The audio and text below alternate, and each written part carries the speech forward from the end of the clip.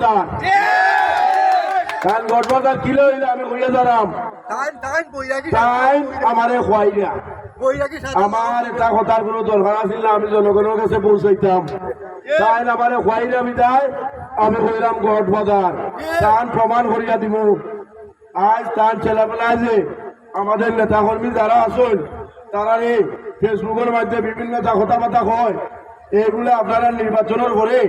আপনারা বিচার করবা এই বিচারের পরিবেশ সৃষ্টি করবো ইনশাল্লাহ তাই আমরা সৈয়দ মহসিন আলী সাহেব আজকে আমরা কাছ থেকে নাই আজকে আজিজুর রহমান আমরা কাছ থেকে নাই আজকে সাইফুর রহমান আমরা কাছ থেকে নাই তারার আদর্শ